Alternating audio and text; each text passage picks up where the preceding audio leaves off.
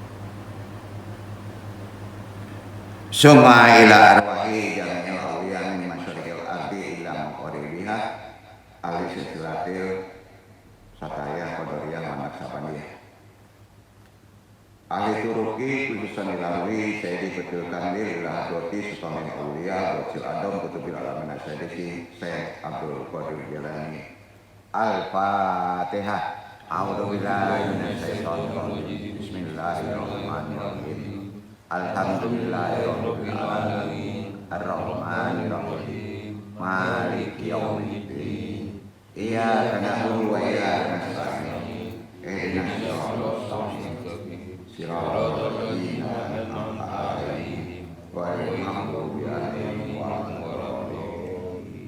Wa usulihi wa furu'ihi wa ikaruhi Syekh Ahmad Al-Qusasi Al-Maidani Haramayan wa Syekh Nurdin Muhammad bin Ali bin Haji Al-Hamid Al-Umayyad Al-Syafi'i Al-Hanari Hadami wa Syekh Ibrahim bin Abdullah bin Jaman Dramawat wa Syekh Abu Rauf bin Ali Al-Jawi Al-Fansuri Al-Fidri wa ikaruhi Sultan Muhammad Syekh Sari Hidayatullah Qara Sarahu Sirahu Syekh Ahmad Khatib Sambas Indu Al-Ghafar khususan ilawi Syekh Burhanuddin Tuan Kuulakan ilawi Syekh Abdul Muhyi Pamijahan khususan ilawi Syekhuna Syekh Abdullah Mubarak Kiai Haji Tajul Arifin Abah Enam Suralaya Pak Syekh Syekh Abdul Karim Banten khususan ilawi Syekh Khatib Ali Parakadangi Syekh Muhammad Nasir Baru Wahdoti Sayyidina Al-Mukarram wa khususan ilahi juriyatihi pada khusus arwahi muslimin mu'minin wa muslimin. Al-Fatihah. A'udzu billahi minasyaitonir rajim. Bismillahirrahmanirrahim. Alhamdulillahirabbil alamin. Arrahmanir rahim. Maliki yaumiddin. Iyyaka na'budu wa iyyaka nasta'in. Ihdinas siratal mustaqim. Siratal ladzina ghairil maghdubi 'alaihim waladdallin. Allahumma sholli ala Muhammadin wa ala ali Muhammad kama sholaita ala Ibrahim wa ala ali Ibrahim wa barik ala Muhammadin wa ala ali Muhammad kama barakta ala Ibrahim wa ala ali Ibrahim fil alamin innaka Hamidum Majid. Ilahi anta maksudi wa ridhoka matubi atimma tawajuh mata tutup bibir dirapatkan lidah dilipat ke langit atas karena nafas mampunya kepala tunduk ke sebelah kiri latih fatul qalbi hati berzikir kepada Allah.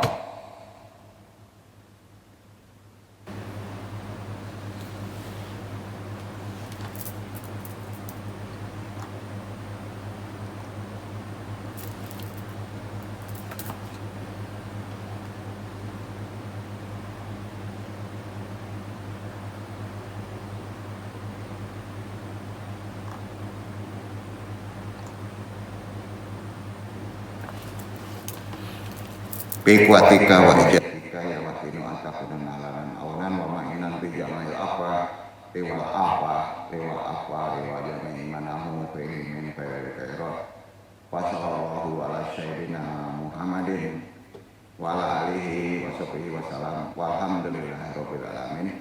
Inna lillahi wa inna ilaihi raji'un. Wirid kita Allahumma aina al-islam wa amita la sunnah. Allahumma anta rabbi la ilaha illa anta khalaqtani wa ana abduka wa ala ahdika wa wadika mastata'tu a'udzu bika min syarri ma sana'tu abu laka bi ni'matika alayya wa abu dzanbi faghfirli fa innahu la yaghfiru dzunuba illa anta. Allahumma ya qadiyal hajat Allahumma ya kafiyal muhimmat Allahumma ya dafiyal bariyat Allahumma ya rafi'ud darajat Allahumma ya syafiyal amradi Allahumma ya mujibad da'wat Allahumma ya arhamar rahimin Allahumma inna inna nas'aluka selamatan fidin wa afiatan fil jasadi wa jadatan fil ilmi wa barakatan fil rizqi wa taubatan qabla maut wa rahmatan indal maut. Allahumma hawin aina bisakatil maut wa najatan nari wal afan dan hisab. Rabbi syari sadri wa yasiri amri wa hlul udatan min lisani yafqahu qawli. La haula wala quwata illa billahil aliyil azim. Alhamdulillah. Sebelum kita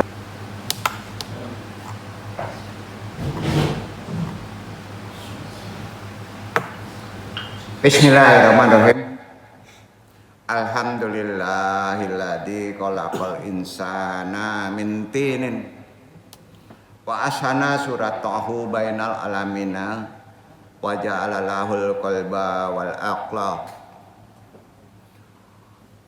wal iyana aina nikmatan azimatan la tu'adu wala tusyat wa syud'ala anha yaumadin. Asyhadu alla ilaha illallah wahdahu la syarikalah ilahun rahimun karimun mubinun wa asyhadu anna muhammadan abduhu wa rasuluh shadiqul wadi amin. Allahumma sholli wa sallim wa barik ala sayyidina Muhammadin wa ala alihi wa sahbihi ajmain. Amma ba'du. Wa ya ayyuhal muslimuna umsikun wa ya bitaqwa lalahi wa qad qala ya ayyuhan nasu kullu wamima bil ad halalan thayyiban wala tattabi'u kututi syaitina aina halakun aduwa mubin. Segala puji tentunya hanya milik Allah yang sudah menciptakan manusia dari nggak ada yang dari emas, kita dari tanah, lalu menyempurnakan bentuk kita di tengah-tengah alam ini dengan sesempurnanya dan menjadikan baginya tambah atribut hati, akal, dua mata. Itu suatu nikmat besar yang tidak dapat dihitung jumlahnya. Lengkap kan? Andong ingatan lagi, ini terkait perawatan. Itu nikmat besar itu, ya. Dan tidak dapat dihitung lagi. Dan tentangnya ia akan ditanyai di hari kiamat. Atribut itu akan ditanya itu. Jantung kamu pakai untuk apa? Tangan kamu dipakai untuk apa? Demi Allah benar itu. Karena itu bukan milik kita. Pikiran bukan milik kita, tangan bukan milik kita, hati bukan milik kita. Rawat. Ya. Mahal ngerawat badan. Kalau ngikutin Islam murah, gratis. Ya. Itu makanya terkait dengan pengobatan atau terapi secara konsep tasawuf. Ya. Sama-sama kita bersaksi bahwa nggak ada Rob selain Allah. Satu-satunya yang maha pengasih, maha pemurah, maha terang. Dan kita juga sama-sama bersaksi Nabi besar Muhammad, hamba utusannya, yang menepati janjinya dan dapat dipercaya. Idola kita pasti itu. Ya Allah, limpahkanlah sholawat, salam kepada junjungan kita Nabi Muhammad beserta keluarganya dan seluruh sahabatnya. Maka itu, wahai umat Islam, aku berpesan kepada kalian dan diriku sendiri untuk bertakwa kepada Allah. Takwa itu supaya kita aman hidup. Karena Dia, Allah berfirman, hai manusia, makanlah dari apapun yang halal dan baik yang ada di bumi. Jadi bukan halal aja, termasuk juga baik. Supermi halal kan, kopi halal kan, akan menjadi nggak baik. Ya, kalau makannya juga berlebih, tidak mengikuti aturan Islam. Ya, Janganlah kamu mengikuti jejak setan. Nafsu ingin memakan banyak, nafsu ingin kenikmatan saja yang dikerja. Berarti antum itu tidak bertakwa. Sesungguhnya ia adalah musuh kita yang nyata. Jadi itu atribut nafsu itu juga atribut ya. Sering ditunggangi setan kan. Ya. Jadi kalau antum sakit, itu tandanya antum bukan orang soleh. Gak enak ngajinya. Jadi kalau sakit, maaf Pak Amin ya, Pak Amin kemarin sakit. Alpi Henry, Pak Alpa juga sakit. Tandanya turun tuh takwanya, kurang soleh. Ya, kenapa? Logikanya gini, Islam nggak ngajarin susah. Makanya orang yang jarang sakit itu biasanya agak sedikit soleh lah ya. Coba jangan ada sakit ya. Jadi itu aja tanda Allah. Jadi orang kadang-kadang begini ya. Kalau Jumat kan juga bertakwalah kepada Allah, bertakwalah kepada Allah. Artinya kan kalau kita dakwah mendengar itu perintah Allah itu sehatlah badan kamu, rawatlah badan kamu, mungkin gitu. Jadi bukan sholat aja, bukan zakat aja takwa itu. Islam apa? Takwa itu kalau kita sakit ya termasuk orang nggak soleh. Karena nggak bisa merawat badan. Solusinya apa? Ini yang diajarin. Tibun Nabawi kan ada aturannya tuh ya. Tasawuf terapi ya gimana tuh kalau terarahnya kepada kejiwaan. Kenapa didulukan tasawuf terapi? Karena penyakit lahir itu berpangkal dari penyakit kejiwaan. Itu konsepnya.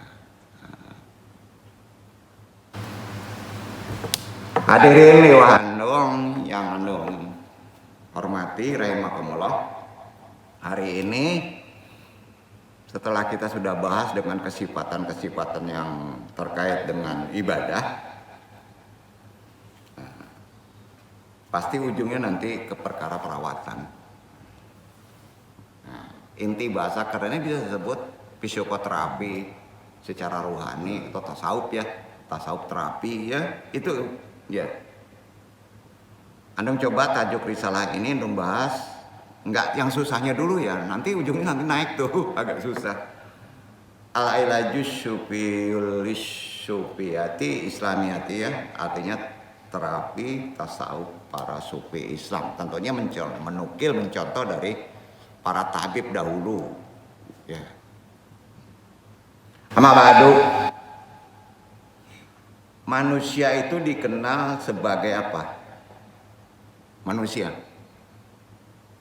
Homo religius. Homo religius. Jadi lebihnya religius. Yang lain gak ada religiusnya. Betul? Nah, yaitu manusia dengan diberikannya religius sama Allah, nggak akan bisa hidup antum terpisah dari agama. Walaupun antum mengaku Yahudi, walaupun komunis, pasti dalam hatinya merasa ada Tuhan. Arti religius, homo religius itu nggak masuk akal kita hidup tidak terkait dengan agama. Sepakat?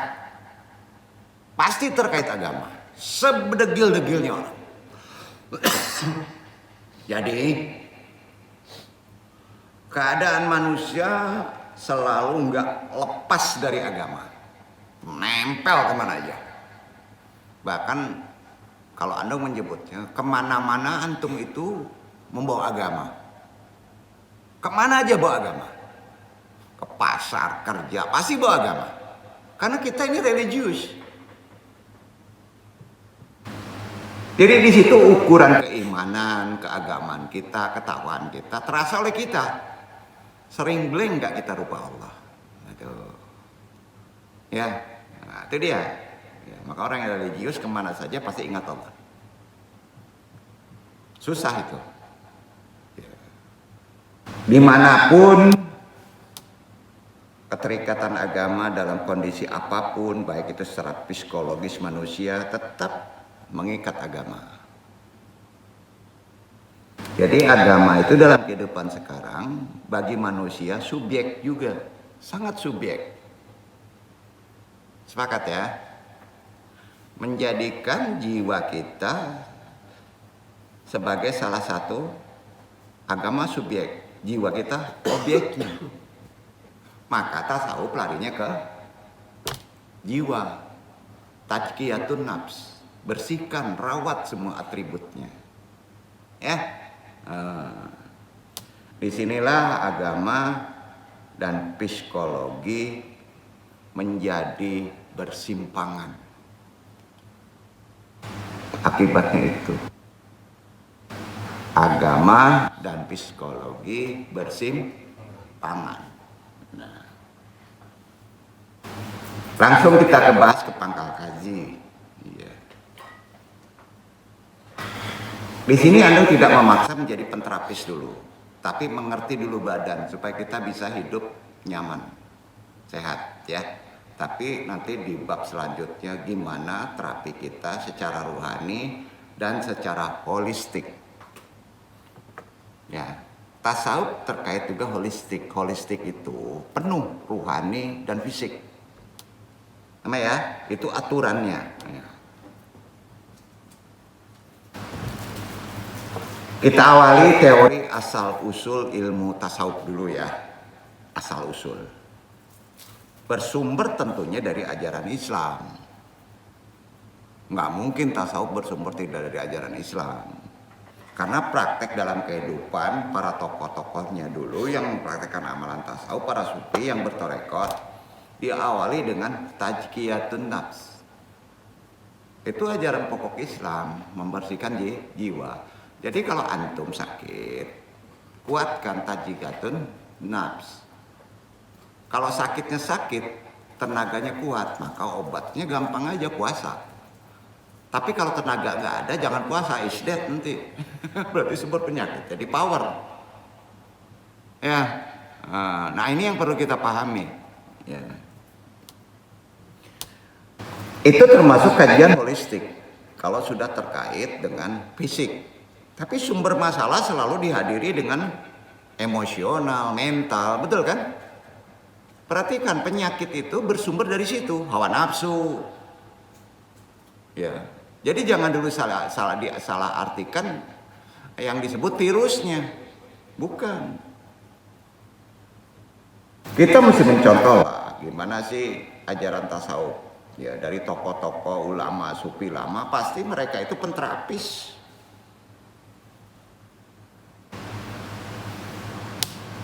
Jadi mendekatinya adalah dengan membersihkan tazkiyatun nafs, membersihkan jiwa.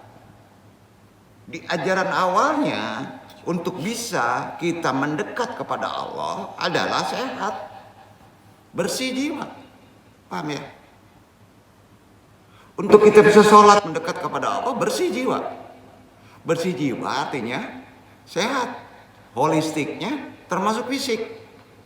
Jadi kalau orang sholat Jumat masih muda pakai kursi, kurang bertakwa itu. Begitu apa aja, masih kurang bertakwa. Apalagi manja, padahal bisa berdiri. Ya. Justru mereka sambil gemeter berdiri kalau sholat Jumat. Disitulah letak diampuni dosanya. Sakit itu harus dirasakan, jangan memble. Tahu lambat-lambat bisa sembuh dengan menahan ujian tadi. Ya, ada yang sholat Jumat pakai kursi, nunggu upload ini kalau ada di Manado kayak gitu. Nunggu doain sampai 80 jangan ada yang pakai kursi. Serius ini, nggak ingin deh. Kalau antum sakit, mengerang itu apa? Tobat. Aduh, sakit tapi lalu juga. Aduh, pai, kacau lah. Nggak bisa begitu. Ya.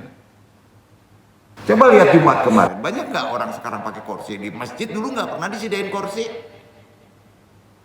Tandanya banyak orang yang sholat itu kurang bertakwa, ya, gitu aja. Kenapa sih gitu? Ya tadi kan udah dibilang, antum dimuliakan sama Allah, diberi akal, diberi jantung, diberi napas, diberi paru-paru. Itu amanah kan? Wajib dirawat. Kalau nggak dirawat rusak nggak? Rusak. Kalau nggak bisa merawat itu bukan orang soleh dan bukan orang beriman. Ayo, ada di Quran loh. Nah, jarang menyampaikan ulama sampai ke titik ini. Nah, kalau orang masih sakit juga ya, apalagi di faktornya dari faktor tidak bisa merawat atribut tubuh, udah jelas itu orangnya berdosa. Benar kan? Atau kurang memahami ilmunya. Nah, ini yang harus ditekankan pada kondisi yang disebut mempelajari konsep kejiwaan orang pada yang sakit. Penterapi harus begitu menyampaikan penjelasannya. Seenggaknya ada keyakinan dia mesti gimana. Kalau saya sakit, tandanya saya nggak soleh. Derajatnya hampir sama nggak sholat, sama nggak puasa. Islam yang baik adalah sehat. Benar? Benar. Itulah yang soleh. Jadi ada kaitan. Ya.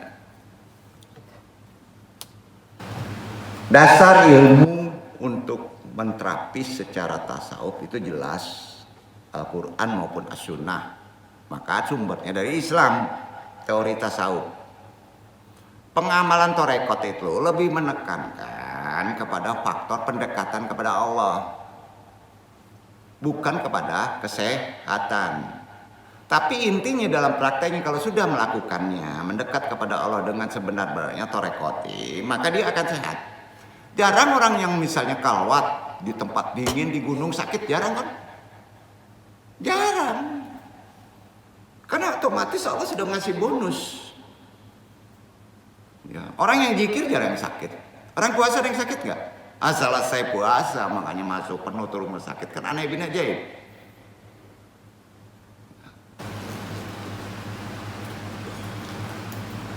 Jadi teori-teori tentang tahapan-tahapannya juga ada dalam ilmu tasawuf. Sama dengan bertorekot. Teorinya ada. Memperbaiki penyakit ada makomat, ada tahapan. Tobat. Ilmu torekot udah itu. Ini enggak langsung minum obat ya. Tobat, syukur. Syukur dikasih penyakit, diingetin Tuhan. Apalagi? Sabar dengan rasa sakit. Tanpa itu nggak sembuh loh, datang lagi. Itu kan makomat. Nah, taubat, syukur, sabar. Sudah itu, ikhlas nggak dikasih penyakit, tawakal. Ayo, harus ikhlas, nggak menggerutu, nggak salah sebab, nggak salah nyalahin dokter, jangan. Ridho. Nah. Arti kata makomat tertinggi dipahami sangat panjang nih, ridho. Takwa, juhud, wara. Itu awal dari sakit yang sudah terasa di fisik. Pengobatannya tadi. Jadi kalau orang sakit nggak melakukan obat, tidak melakukan syukur, tidak paham sabar, ya udah kecanduan dengan obat kimia tadi. Ya, pasti deh. Orang yang benar, Islam itu murah. Dengan sabar, ya dipraktekin holistik. Nanti tunjukin hak prakteknya holistik cuma satu. Bisa gini, sakit apapun juga beratnya. Kanker otak, kanker hati, semua penyakit. Itu holistiknya cuma satu. Jangan sekarang dong kasih, jangan. Nanti keburu pinter, nggak lakuan dong. Iyalah, ngopi dulu.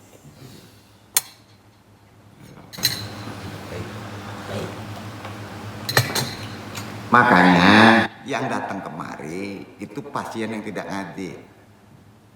Kalau pasien datang kemari tidak juga minta antum, udah sehat. Karena zikir rutin itu sudah menyehatkan bonusnya. Percaya yang duduk jangan sakit. Contoh, karena suka kalwat, meditasi sufisme. Sekarang sudah mulai kalwat yang duduk ini, membuka rahasianya ya, itu nggak melalui kalwat tertutup. Duduk lagi ngobrol dia bisa kalwat ya, bisa. Makanya sering pakak. Sehat tuh. Kalau udah sakit udah deh, antum masuk kawat zikir, sembuh tuh. Nanti ada ijazahnya tuh. Wirid pagi dan sore itu adalah terapi terhebat. Wirid zikir pagi dan zikir sore. Itu pangkalnya kata Nabi untuk orang yang sudah sakit. Ditambah satu amalan. Maka nggak laku tuh dokter. Bener. Penyakit apa? Penyakit ringan? Enggak. Penyakit gawat juga bisa. Iya bener ini. Nah. Jadi ada makomatnya ya. Ya penyakit ini. Mana dulu yang paling berat? Justru penyakit yang paling berat adalah apapun penyakit yang berat itu praktek makomatnya dalam konsep ruhani jiwa. Bayangin ya. Sebelum kita meminum obat, diawali tobat, syukur, sabar, tawakal, ridho, takwa, juhud, wara. Baru ikhlas meminum obat. Dijamin sembuh tuh. Walaupun obatnya hanya air putih. Tapi harus praktekkan dalam terapis tasawuf. Tobat, syukur, sabar, tawakal, ridho, takwa, juhud, wara, ikhlas, baru lebat minum air putih. Itu dia. Itu bablas tuh penyakit tuh.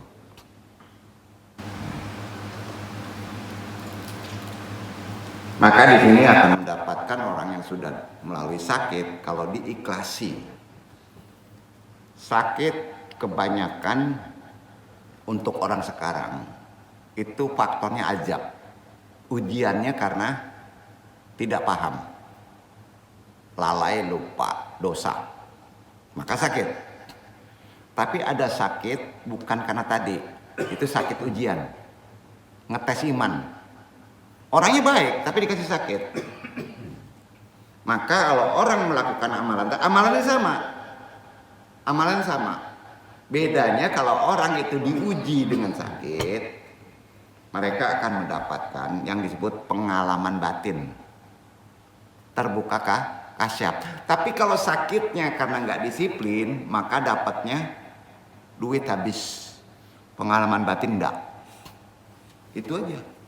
Jadi kalau antum merasa nggak berdosa dapat sakit, pas sembuh antum dapat pengalaman batin. Benar itu. Ya. Itu bedanya. Itu yang disebut dalam konsep tasawuf ahwal. Kondisi ahwal. Ya, nah, tanpa diuji dengan sakit, antum melakukan makomat, maka antum mendapat pengalaman batin, disebut ahwal. Ya, biasanya laku lampanya tiap torekot beda-beda. Ada yang langsung ke kopi, ada yang nyekawat, ada yang kumkum berendam katanya. Tergantung torekotnya, jangan diperdebatkan. Ya, beda-beda. Kita ikuti aja jalan kita. Nah. Jadi pengalaman batin ahwal orang yang sudah sakit karena diuji biasanya ya mengerti perkara hub, cinta, rindu, intim, roja, kauf. Itu bukan makomat lagi, itu bonus pendapatan, tahu nggak? Ilmu, ya, ilmu. Jadi kesemuanya yang bersumber hub, rindu, intim, roja, kauf, 5 tadi itu bukan makomat. Kalau makomat harus dilakukan. Kalau tadi 5 tadi itu dapat 1.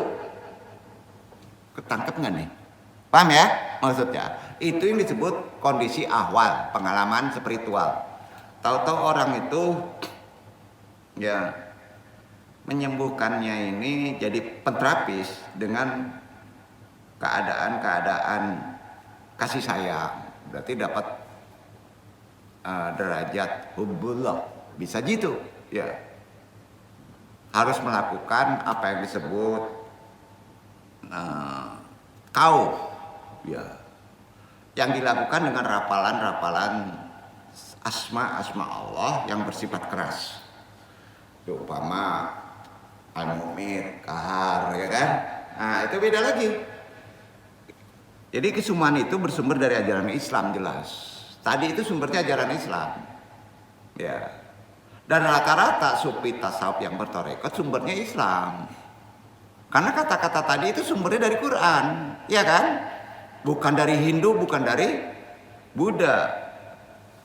Maka disebut kelompok tadi, kalau sudah sampai konsep tadi, cara mengobatinya dengan makomat. Hasilnya mendapatkan ahwal.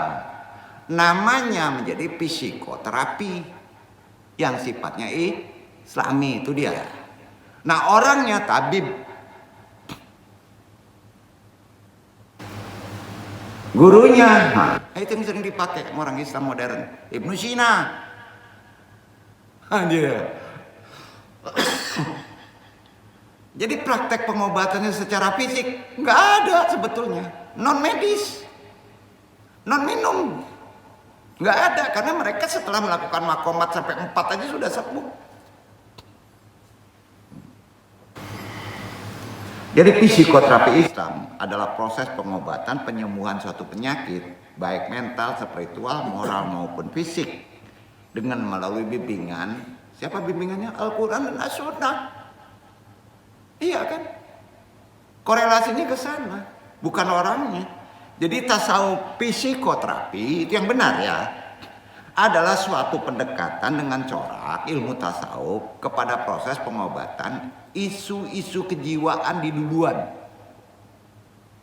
Isu-isu kejiwaan dulu yang diutamakan.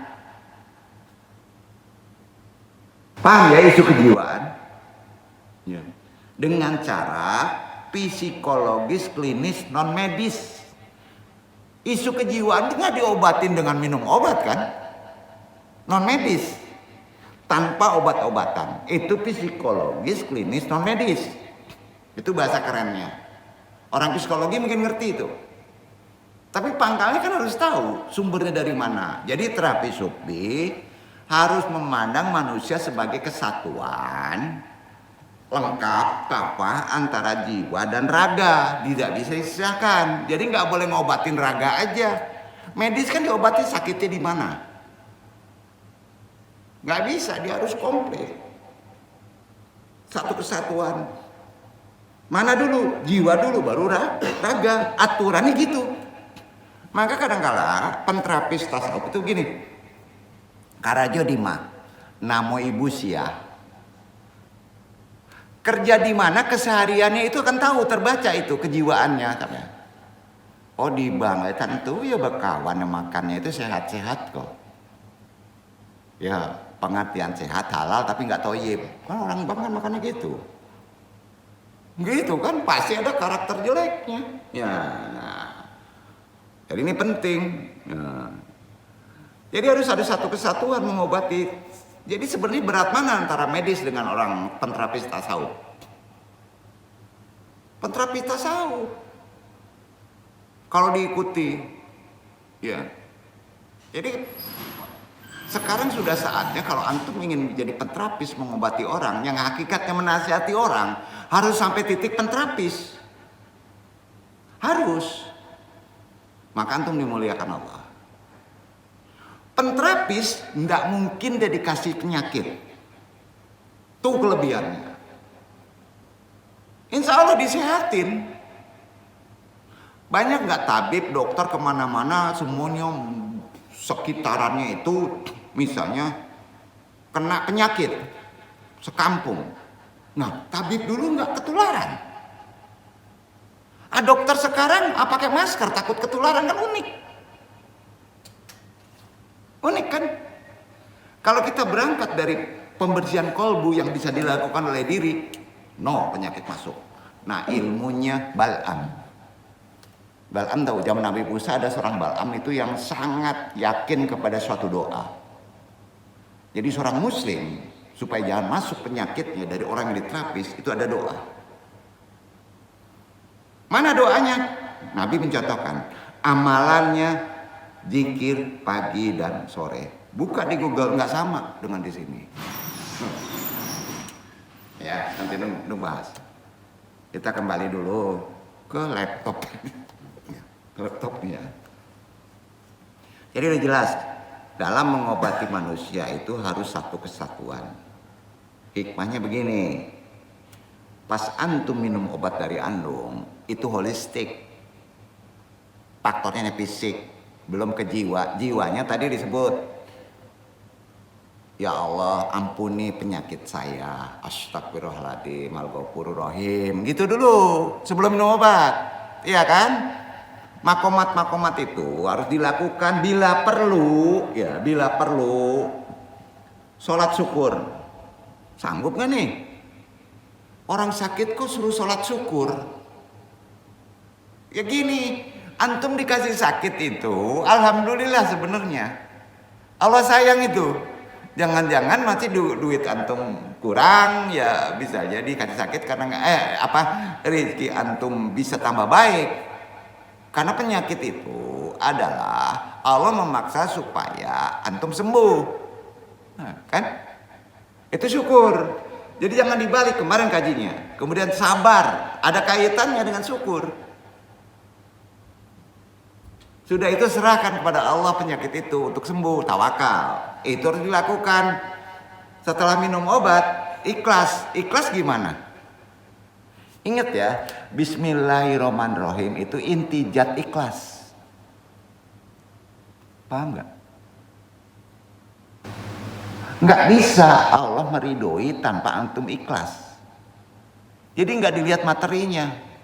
Ini obatnya dari Penang nih, pasti canggih. Itu Tuhannya Penang.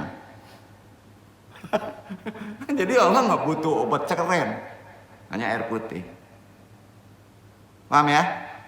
Nah itu dia, ya, prosesnya kayak gitu. Karena itu perlu antum jabarkan dulu secara nyinyir nih, dasarnya ya. Kalau pengobatannya gampang deh, udah jelas ya. Kita harus lengkap. Memandang kalau mengobati diri kita sebagai kesatuan antara jiwa dan raga sehingga penyembuhan dilakukan secara menyeluruh,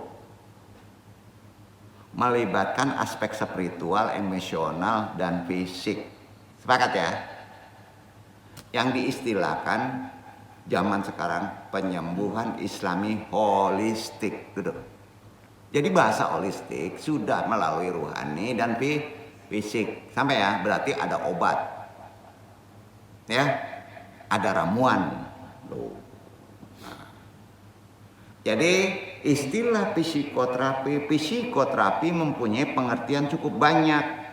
Kabur kalau nggak dipahami secara benar. Terutama kalau istilah tadi digunakan dalam berbagai bidang operasional ilmu empiris yang ada di umum. Ya. Dalam berbagai bidang seperti psikiatri, psikologi, bimbingan penyuluhan, guidance and counseling, apalagi kerja sosial, cashwork, apalagi pendidikan, ilmu agama. Jadi persoalan yang ditangani oleh psikoterapis khususnya ini ada di barat, medis modern, menyangkut masalah-masalah yang bersifat fisiologis, emosional, kognitif, behavioral, sosial, ya menjadi sempit. Menjadi sempit, yaitu hanya mengarah kepada suatu usaha proses sembuh. Artinya hanya menghilangkan persoalan gangguan. Hanya menghilangkan gangguan, bukan menyembuhkan menyeluruh. Duduk nggak? Itu yang ada di kedokteran sekarang. Kok ngejelekin medis? Enggak. Ada enggak setelah obat Bapak puasa ya? Supaya jangan datang lagi penyakitnya. Dokter ngomong gitu enggak? Bapak banyak zikir ya. Ingat sama yang menciptakan penyakit. Jangan sampai penyakit datang lagi. Ada enggak gitu? Enggak kan? Selesai bila perlu dalam hati dokter. Ya Allah. Kalau dokter Islam, kasih lagi besok penyakit supaya laku saya. Dagang kan? Nah itu dia. Maka sebagian yang rohani itu harus di kita. Disitulah kita pahami dulu. Makanya menjadi sempit tuh pemahaman keluar. Jadi ambil aja dari luar nggak apa-apa. Tapi untuk melengkapinya kita sendiri kan. Dengan amalan-amalan tertentu. Apalagi kalau penyakit itu beresiko tinggi. Jadi banyak orang beranggapan bahwa ajaran Islam hanya terbatas pada ibadah seperti sholat, puasa, zakat, haji, zikir, kan gitu anggapannya. Padahal ajaran Islam sangat memperhatikan kesehatan tubuh. Ya,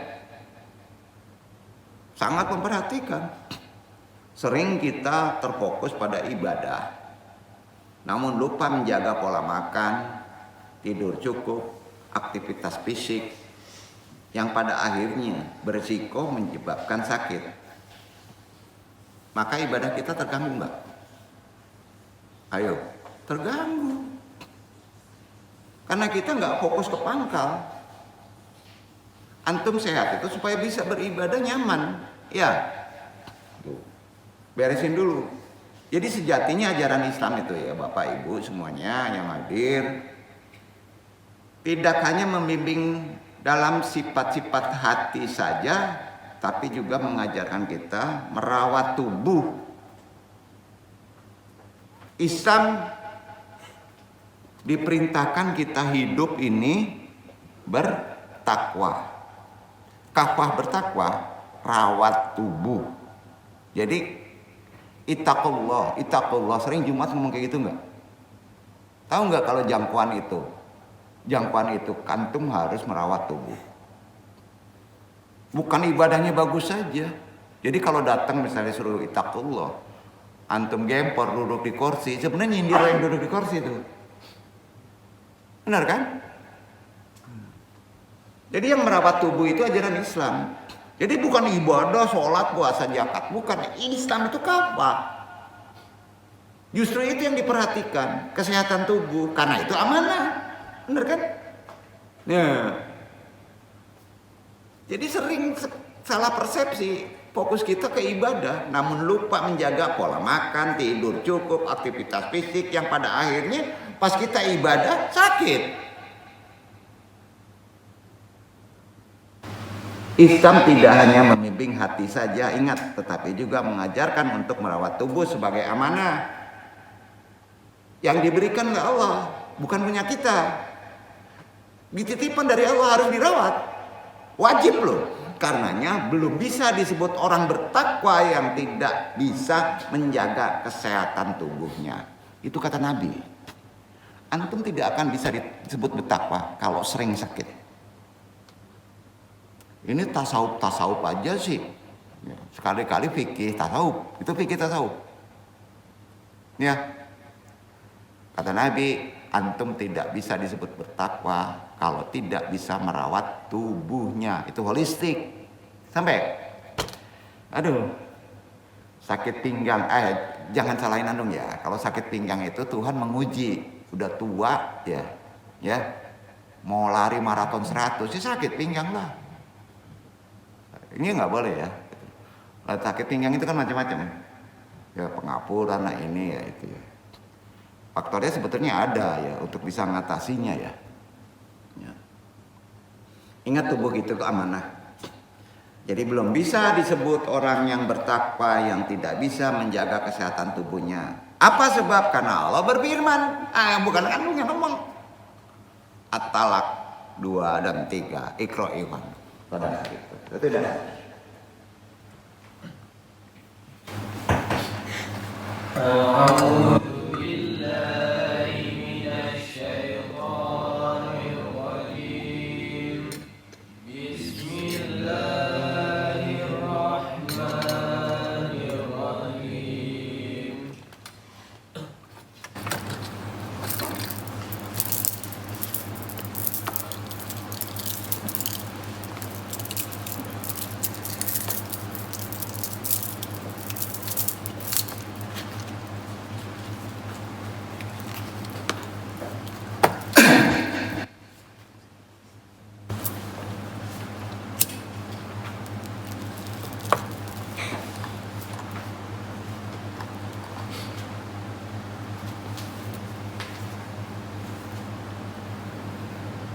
فإذا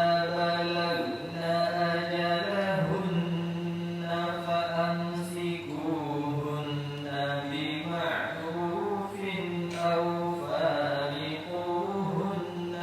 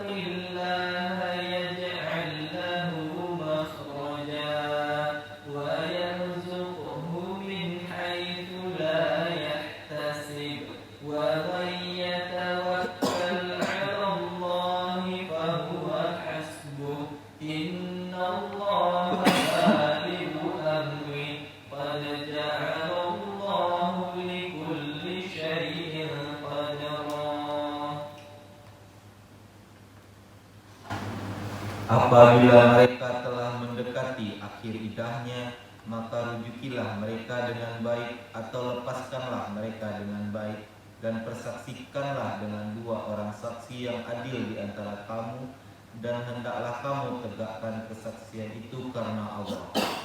Demikianlah diberi pengajaran dengan itu orang yang beriman kepada Allah dan hari akhirat.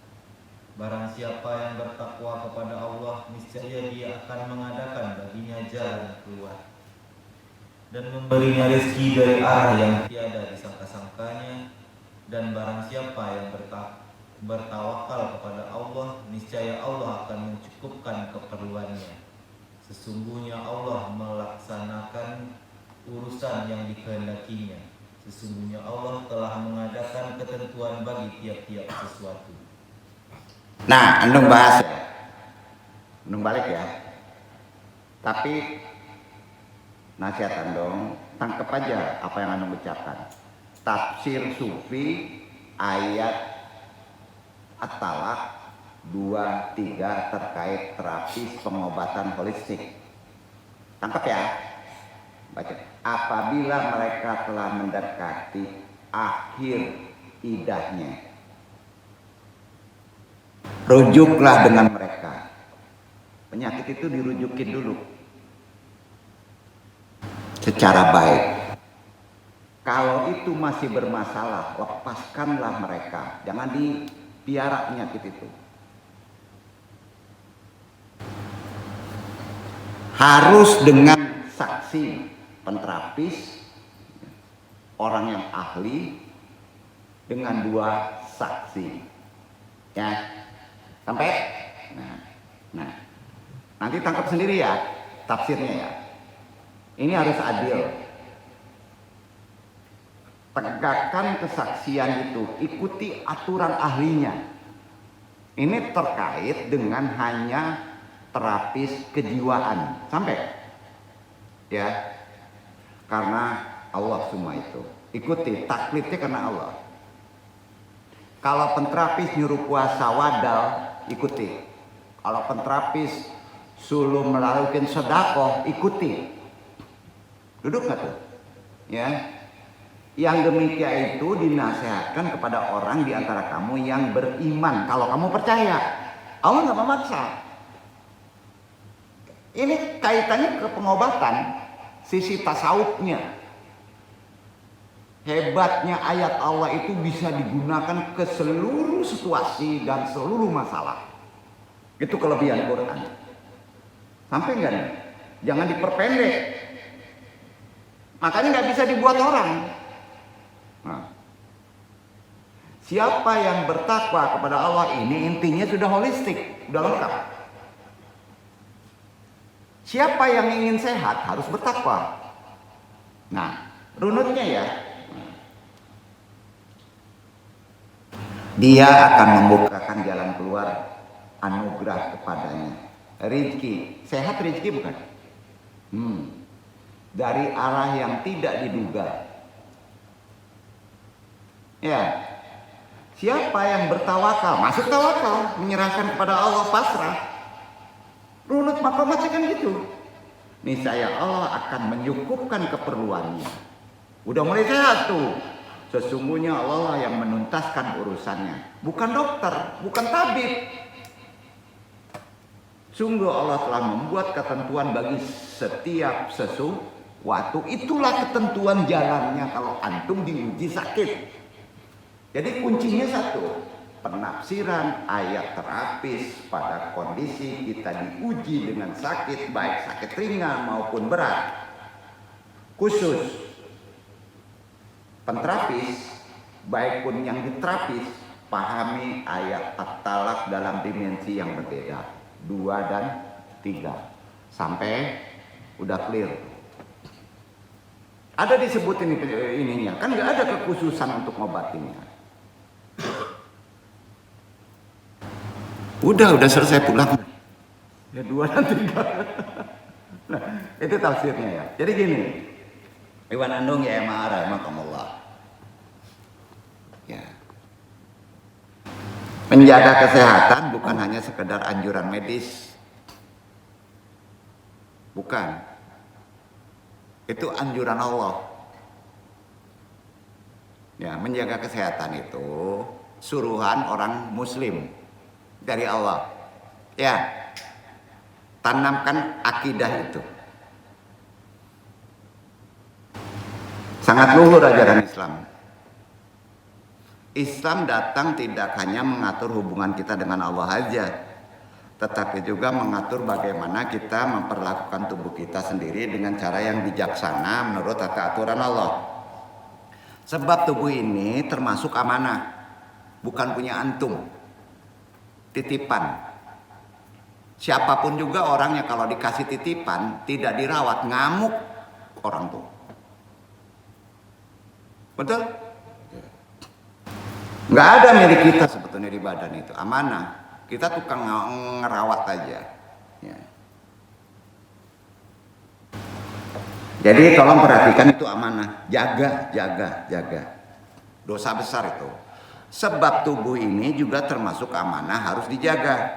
Dalam sejarah kisah perjalanan Nabi SAW ada satu peristiwa menarik yang menunjukkan betapa sangat pedulinya beliau terhadap kondisi fisik kesehatan para sahabatnya dibandingkan ibadah yang keren. Nah, suatu ketika sahabat mulia Abdullah bin Amir bin As mendapatkan teguran yang keras dari Nabi. Keras. Kenapa? Terlalu bersemangat beribadah. Sampai-sampai berpuasa terus-menerus siang dan malam. Sholat malam gak putus tanpa henti. Dimarahin sama Nabi. Sampai? Dimarahin. Apalagi Allah. Badan antum pusing nih, nggak pandai merawat tubuh, tungging balik, mandi tengah malam, kata-kata ajaran tasawuf, mandi tengah malam, berendam, mungkin demam, mati antum. Nggak bisa, salah itu ajaran. Sakit, itu sense spiritual sangat tinggi, tidak boleh melakukan ibadah. Dalam konsep ibadah yang bukan wajib ya, yang sunnah. Itu konsepnya dalam ajaran terapi tasawuf. Jangan jadi terbalik-balik nih. Jadi kisah ini diriwayatkan oleh Imam Bukhari. Berarti saya ini bersumber dari Abdullah bin Amir bin As. Dong baca Bismillahirrahmanirrahim. Hadatani Abdullah bin Amri. Ya. Jadi karena panjang langsung aja isinya. Terakhir alaika haqqan. Abdullah bin Amir berkata, Rasulullah SAW bersabda kepadaku, wahai Abdullah, bukankah telah diberitakan kepadaku bahwa engkau berpuasa di siang hari dan sholat di malam hari? Aku menjawab, benar wahai Rasulullah. Kemudian Rasulullah bersabda, kalau udah sabda berarti dari Allah. Beda dengan kata Nabi. Ini bersabda, maka jangan lakukan itu. Berpuasalah antum segera berbuka. Sehatlah, sholatlah dan tidurlah. Nggak boleh sholat suruh tidur. Nah, sesungguhnya tubuhmu mempunyai hak atasmu. Sekali lagi, sampai 3 kali itu. Sesungguhnya tubuhmu mempunyai hak atasmu. Paham ya? Itu ibadah tinggi itu. Sesungguhnya matamu mempunyai hak atasmu. Betul kan? Nah, sesungguhnya istri mempunyai hak atasmu. Dan sesungguhnya tamu mempunyai hak atasmu. Hadis riwayat Bukhari. Semua kena tuh. Ya, ada hak semuanya. Oh, taklid ke agama, tungging balik, sholat tahajud. Gak bisa, kalau badan sudah bermasalah gak bisa. Marah Allah itu. Ibnu Battal mempunyai kitab disebut Syarah Sahih Bukhari. Silakan buka jilid 4 halaman 119. Menjelaskan makna yang terkandung dalam hadis tadi. Iya. Mengutip pendapat Al-Muhallab, gurunya, bahwa tubuh manusia memiliki hak yang tidak boleh diabaikan. Artinya dalam menjalani ibadah dan amal soleh, seseorang tidak boleh memaksakan diri secara berlebihan hingga menguras tenaganya, melemahkan fisiknya. Sebab jika tubuh terus-menerus dipaksa tanpa diberi kesempatan untuk istirahat, maka hal itu justru menghambat kelangsungan ibadah itu tersendiri. Betul? Sampai-sampai Al-Muhallab berkata begini. Beliau seorang tabib. Fihi minal quwati, diawali wahakul jismi an yutrako fihi minal quwati mayastadimu bil amala li annahu ida azhada nafsahu kato aha anil ibadati wa fatarat. Hak tubuh adalah disisakan tenaganya di dalamnya agar dapat terus melanjutkan amal. Jika seseorang terlalu memaksakan diri, maka ia justru memutus kesinambungan ibadah dan insya Allah badan antum akan lemah. Ayo. Jadi ketidakbolehan untuk memaksakan tubuh.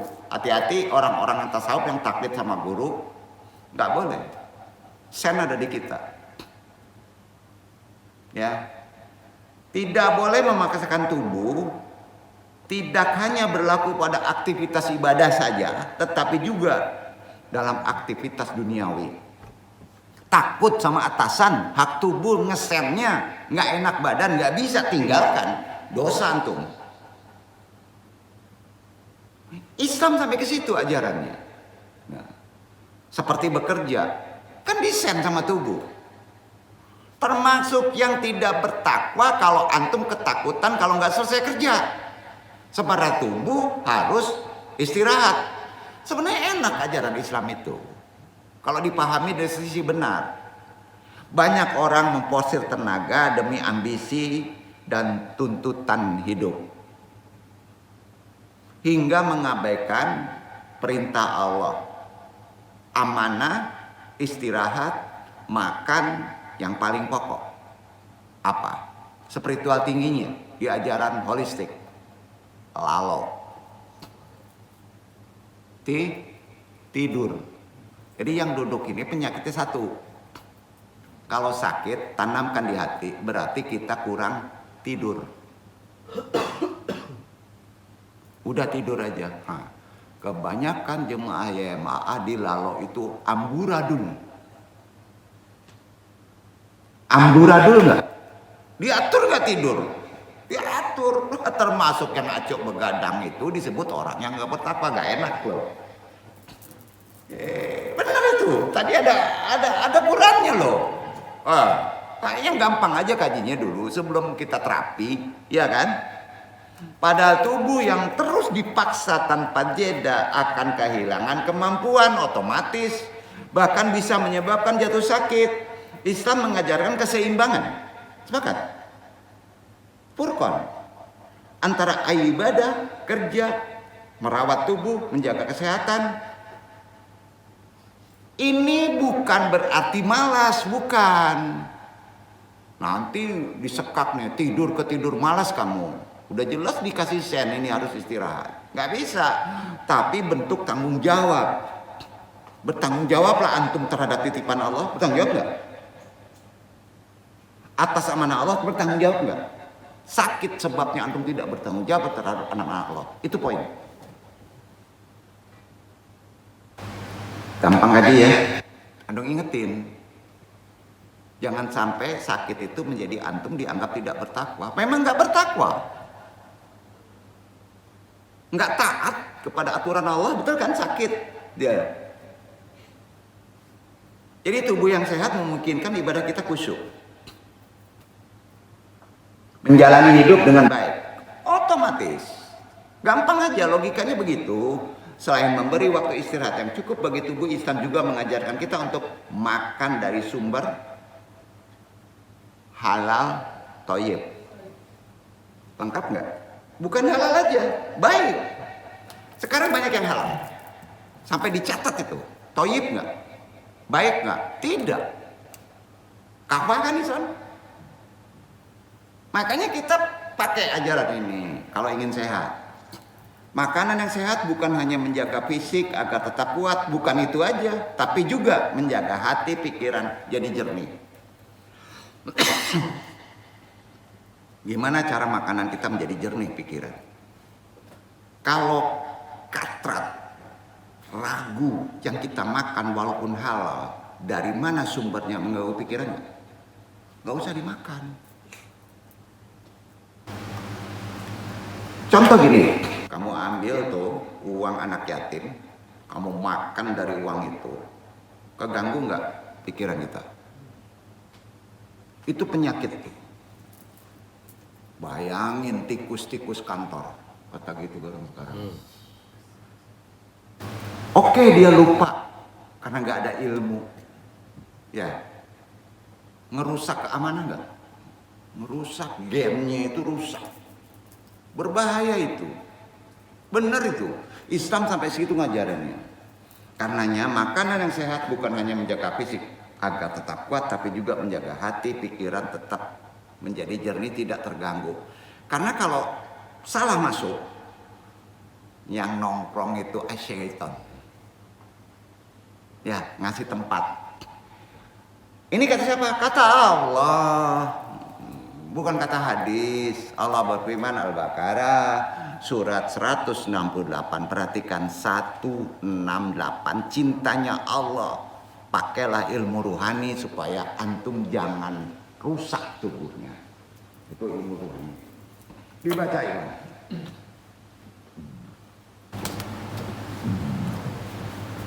Ya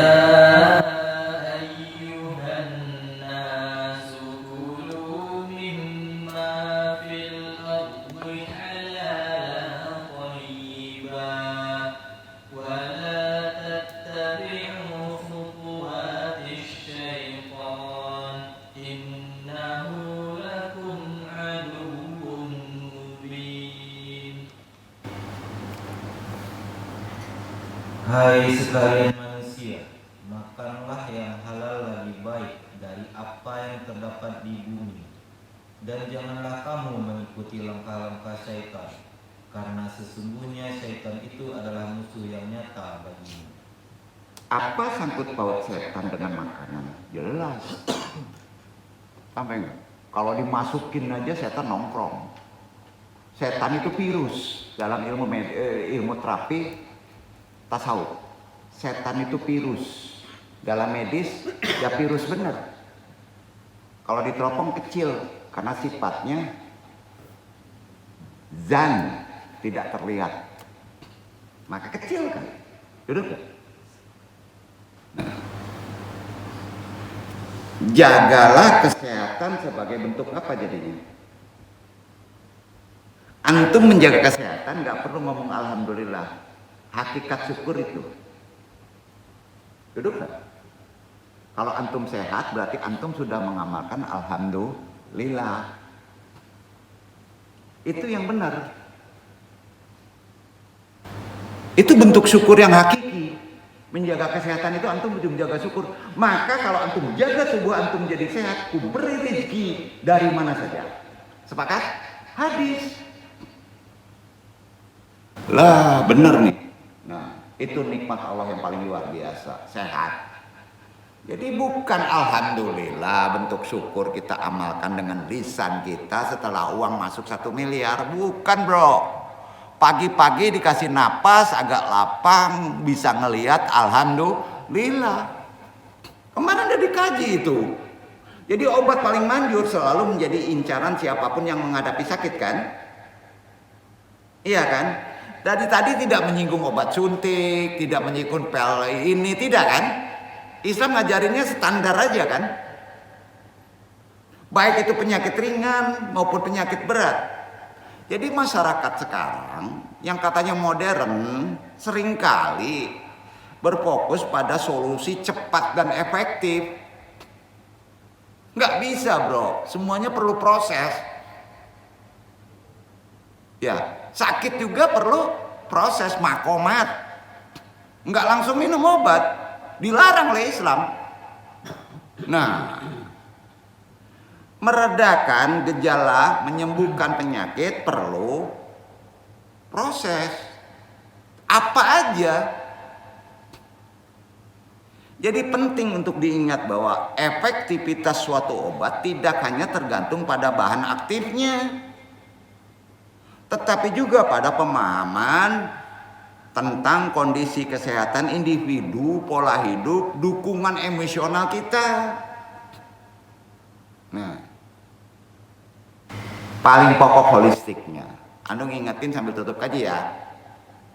Lalo, ini bukan kaji tidur, tidur. Tahu tidur? Tahu kan? Ritual spiritual tertinggi adalah tidur. Segala penyembuhan ada di situ. Jadi obat paling keren itu bukan dari Amrik. Bukan. Tidur, udah ada, natural.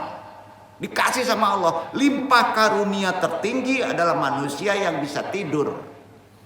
Ajari secara holistik, betul kan? Apa contoh tidur yang baik menurut Nabi? Tangan gimana, diawali menghadap kemana, ada wudhu. Nggak akan ketemu penyakit. Kan solusinya nggak perlu uang. Yakin atau enggak? Nanti adu kaji untuk meyakini itu. Bal'am mundur. Kekuatan daripada amalan-amalan Nabi walaupun belum lahir dari zaman Musa sudah dipraktekkan oleh Bal'am. Untuk menguatkan akidah, obatnya adalah paling tinggi lalo. Tidur. Tidur sering dianggap hanya sebagai rutinitas biasa, merupakan obat paling mujarab loh di Islam loh. Penyakit kanker terberat ya tidur. Tidur gimana? Tidur itu nggak bisa digantikan oleh obat apapun, sepakat? Sampai ada orang mau beli obat tidur. Ya. Tidur kan perannya vital dalam menjaga kesehatan manusia. Medis juga ngomong gitu. Ya kan? Beda dengan bius. Beda. Tidur itu tidak ada sangkut potongan obat. Pertanyaan gini, kalau orang kurang tidur bahkan bisa berakhir kematian. Benar loh. Karena itu mati dengan tidur itu dekat, benar, tipis. Adiknya mati adalah tidur. Pelajari. Untuk bisa hidup lebih baik, ditidurkan dulu. Percaya kalau antum tidur, tubuh itu memperbaiki sel tubuh sendiri. Yakin? Islam ngajarinnya. Jadi tidur anugerah dari Allah yang paling hebat. Maka tidur lakukan sesempurna mungkin berdasarkan contoh Rasul. Ada wudhu, ngadep kiblat, tangan mesti gimana, miring kemana, sama seperti mayat. Setelah tertidur, kemana aja terserah. Kalau kamu menanam tidur seperti demikian, berniatkan untuk ibadah qiyamul lail, kamu akan disegarkan ibadah itu. Kalau kamu niat tidur seperti itu ingin disehatkan, tubuhnya diberikan rezeki, enggak perlu sholat malam, kamu akan diberi rezeki itu. Lebih khusus, obat tertinggi dari Islam tidur ini terpaksa andung khususkan nanti kajinya. Jadi bukan gitu tak tektok kalau badan nggak sehat, kacau, obatnya tidur. Ngaji tidur ya. Ya iya, sering dianggap remeh tidur itu. Jadi vital sekali Pak, menjaga kesehatan manusia dengan perkara tidur. Bisa mati loh orang kalau nggak paham tidur. Tidur kan anugerah dari Allah. Anugerah loh, hidayah. Menjadi tanda apa? Tanda disitulah kita yakini secara akidah. Kebesaran Allah salah satunya adalah tidur. Ayat Al-Quran juga nyebutnya gitu. Ditempel ke manusia.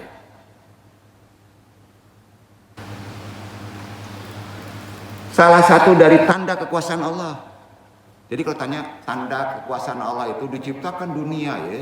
Pada tubuh manusia lalok. Itu dia. Ayatnya Allah adalah kamu ditakdirkan tidur di malam hari maupun siang hari. Bukan malam aja, tapi tidur yang ada ilmunya. Rutinitas tidur yang teratur gitu. Cukup secara syariat akan berdampak langsung pada kesehatan fisik, mental seseorang. Bahkan bagaimana para pakar medis kesehatan menegaskan pula hampir sama, tidur cukup sangat penting untuk menghindari berbagai penyakit termasuk penyakit jantung sumber awal. Nggak enak jantung koreksi. Tidur antum nggak teratur, ada tidur nggak teratur. Umur 30. Ya. Umur 30 yang benar tidur 8. Standar umur 60. Kalau 30 berarti separuh. Berarti 4 jam. Pas 30 sudah sempurna itu. Berapa? 4 jam. Itu sudah teratur, tapi teratur ya. 4 jam malam. Ya, setengah dari itu, 1 jam dari itu ada matahari 1 jam siang. Jadi full 24, ukuran secara Rasulullah, ajaran tidur adalah umur 30 ke atas, karena target umur adalah 60 di Nabi, maka separuh. Ya, separuh. Di bawah 30, 8. Siang 1,5 sampai 2.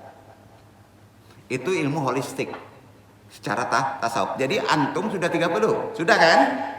Berapa yang sempurna? 4 tambah 1, 5. Sistemnya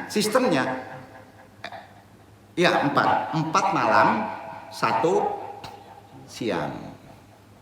Itu sistemnya. Itu aturan detailnya. Percaya nggak nih? Ini ajaran Nabi. Nah, itu aja ukurannya setelah 30. Insya Allah beres tuh badan. Ya. Kalau itu tidak dilakukan teratur, siap-siap antum berpenyakit. Jangan heran.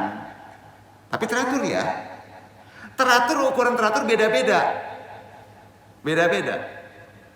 Kita yang men-setting sendiri. Ya. Jangan dibalik ya. Umur belum 30, tidurnya 4 jam, oleng antum. Nggak sama. Nah. Jadi tidur teratur dan cukup menurut aturan Islam penting. Kalau kurang itu bisa isdet. Kalau kurang istirahat jantungan. Kalau tidak dilakukan lagi hal tadi, maka timbul suatu masalah penyakit. Artinya tidur adalah cara paling mujarab kata Nabi untuk menghilangkan penyakit. Orang memiliki pola tidur teratur akan memiliki kesempatan yang lebih besar untuk menjaga kesehatannya dibandingkan mereka yang kurang tidur atau tidak teratur atau tidak menurut aturan sunnah, terlalu bergantung pada obat-obatan ujungnya. Nah, walaupun kamu beli obat harganya miliaran, umpama tanpa tidur yang benar, tetap aja kamu akan terkena penyakit. Nah, ya. Tidur adalah obat yang diberikan Allah gratis. Alhamdulillah. Kalau antum tidak bisa dikasih tidur, gimana? Berarti itu azab Allah, bro. Sampai ya? Nah, dengan mendengar seperti ini kita sudah ngerti ilmu tidur. Jadi tidur tidak dianggap remeh. Karena itu perintah Allah. Dan itu bukti kekuasaan Allah loh yang ditempelkan ke kita. Halo? Malaikat nggak dikasih tidur loh.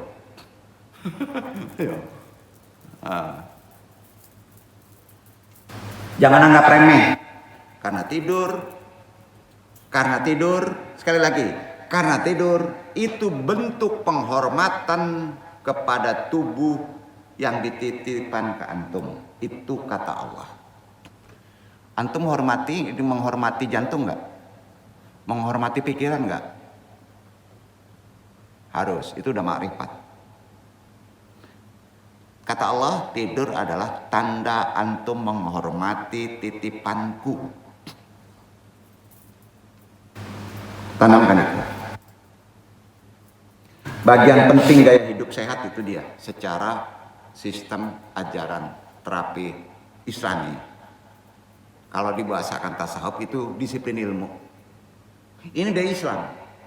Karenanya tidur yang cukup juga dapat memberikan efek jangka panjang terhadap kesehatan. Ya, itu penting. Orang yang terbiasa tidur teratur dengan tuntunan yang benar secara Islami, kesehatannya akan insya Allah stabil. Karena tidur, cara alami tubuh memperbaiki, meregenerasi sel-sel tubuh kita yang cukup untuk diperbaiki dengan dirinya sendiri, tidak perlu campur tangan yang lain. Nah, jadi membantu kita menghindari stres, kelelahan yang berpotensi menjadi sumber penyakit. Karena tubuh manusia membutuhkan istirahat, memperbaiki sel yang rusak akibat aktivitas kita sehari-hari. Kalau kita tidur, tubuh kita memperbaiki dirinya sendiri.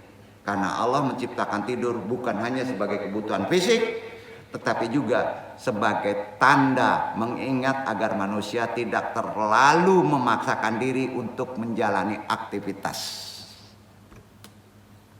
Manusia sekarang selalu memaksakan diri dalam segala aktivitas karena faktor target. Tidak bisa di ajaran Islam, termasuk tidak bertakwa. Jadi tidur adalah salah satu bentuk kerendahan diri kepada Allah. Kenapa? Tanda tawadu. Tanda bahwa kita lemah. Betul? Memerlukan istirahat. Sebagai bagian dari kesehatan spiritual dan fisik, menjadi holistik tuh. Kita pahami bagian dari nikmat Allah yang harus kita syukuri. Hargai tidur, jangan remehkan. Salah satu cara terbaik dalam menjaga kesehatan kita, tidur yang cukup bukanlah tanda kemalasan. Tidur yang cukup, tidur yang teratur adalah bukti takwa menghargai Allah, tawakal kita kepada Allah, melainkan bentuk penghormatan kepada tubuh yang diamanahkan kepada kita. Sekali lagi, jangan remehkan tidur dan menjadikan sebagai salah satu prioritas dalam menjaga kesehatan kita. Itu tuntunan agama. Nggak perlu obat yang lain, bro. Ikuti aja makrifat gimana tidur secara Rasulullah, dan disitulah titik letak terapi awal. Paham? Wabillahi taufiq wal hidayah. Mudah-mudahan ini bermanfaat, walaupun masih dasar termasuk terapi. Jadi Anung mengingatkan kembali, sering meremehkan perkara tadi. Wassalamualaikum warahmatullahi wabarakatuh.